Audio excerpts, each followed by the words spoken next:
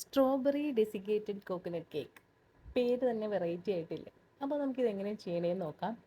1.5 kg വെയിറ്റാണ് വരുന്നത്. അപ്പോൾ ഒരു 6 കോഴിമുട്ടയും 1.5 ടീസ്പൂൺ വാനില എസൻസ് ഒക്കെ ഒഴിച്ച് പഞ്ചസാരയും ഓയിലൊക്കെ ആയിട്ട് മിക്സ് ചെയ്ത് നല്ല ഫ്ലഫി ആയിട്ട് തന്നെ വന്നിട്ടുണ്ട്. അതിലേക്ക് നമ്മൾക്ക് ഇനി ഡ്രൈ ഇൻഗ്രീഡിയൻസ് ആഡ് ചെയ്ത് കൊടുക്കുന്നതിന് മുന്നേ ഒരു ലൈറ്റ് പിങ്ക് ഷെയ്ഡ് വരണം.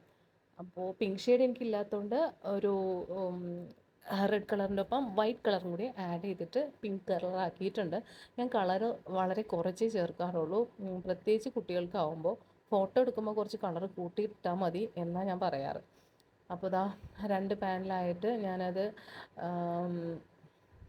സെറ്റ് ചെയ്ത് ഓവനിൽ കയറ്റിയിട്ടുണ്ട്. 160 ഡിഗ്രിയിൽ 25 to 30 മിനിറ്റ്സ് ആണ് എനിക്ക് ഇതിൻ്റെ ബേക്കിംഗ് ടൈം വന്നത്. നല്ല ഫ്ലഫിയായി വന്നതുകൊണ്ട് തന്നെ കേക്കിന് നല്ല ഹൈറ്റ് ഉണ്ട്. അപ്പോൾ 4 ലെയറായിട്ട് കട്ട് ചെയ്തെടുത്താൽ അത്യാവശ്യം നല്ല ഹൈറ്റ് ഉണ്ട്, അത്യാവശ്യത്തിൽ കൂടുതൽ ഹൈറ്റ് ഉണ്ടാവും. ഇനി നമുക്ക് ഇതിൻ്റെ ഫില്ലിംഗ് ഉണ്ടാക്കണം. അതിന് വേണ്ടിയിട്ട് നമ്മൾ സ്ട്രോബെറി ക്രഷ് എടുത്തിട്ട് 1/4 കപ്പ് എടുത്തിട്ട് അതിലേക്ക് നമ്മൾ കാഷ്യൂം ബദാമും കൂടി ഒന്ന് ചെറുതായിട്ട് ചൂടാക്കിയിട്ട് പൊടിച്ചെടുത്ത മിക്സും കൂടി ആഡ് ചെയ്യും. അതാണ് നമ്മുടെ സ്പെഷ്യൽ ഫില്ലിംഗ് വരുന്നത്.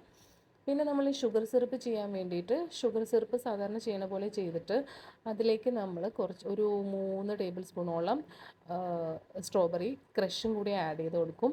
പിന്നെ നമ്മളിത് ഓൾട്ടർനേറ്റീവ് ലെയറിലാണ് ക്രഷ് ഇടുന്നത്. എല്ലാ ലെയറിലും ഇടുന്നില്ല ഞാൻ, കാരണം നമുക്ക് ഓൾട്ടർനേറ്റീവ് ലെയറിൽ വരുമ്പോഴാണ് അതിൻ്റെ ടേസ്റ്റ് വരുന്നത്.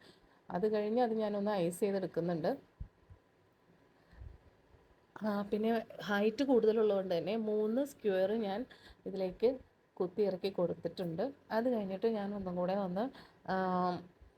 ക്രം കോട്ട് കഴിഞ്ഞിട്ട് ഞാനത് നന്നായിട്ട് ഷാർപ്പ് എഡ്ജൊക്കെ വരുത്തി ഐസ് ചെയ്തെടുക്കുന്നുണ്ട്. അതിന് ശേഷം പിന്നെ നമ്മൾക്ക് അതിൻ്റെ ഒരു ഡെസിക്കേറ്റഡ് കോക്കനട്ട് അല്ലേ, അപ്പോൾ നമുക്ക് ഡെസിക്കേറ്റഡ് കോക്കനട്ട് വാങ്ങാൻ കിട്ടിയില്ലെങ്കിൽ അത് നമുക്ക് ചെയ്തെടുക്കാം.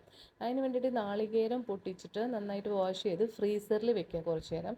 അതിനുശേഷം ഫ്രീസറിൽ നിന്ന് എടുത്തിട്ട് നമ്മളത് അതിൻ്റെ ബ്രൗൺ പോർഷനൊക്കെ കളഞ്ഞ് കട്ട് ചെയ്തെടുത്തിട്ട് മിക്സിയിലിട്ട് ഒന്ന് അടിച്ചെടുത്തിട്ട് നമ്മൾ ഇതുപോലെ പാനിലിട്ട് ഇങ്ങനെ തീരെ ചെറിയ മീഡിയം ഫ്ലെയിമിൽ ഇങ്ങനെ വറുത്തെടുക്കണം. ഒരു ബ്രൗൺ ഷെയ്ഡ് പോലെ അതിൽ വരരുത്. അപ്പോൾ നമുക്ക് ഡെസിക്കേറ്റഡ് കോക്കനട്ടായിട്ട് കിട്ടും.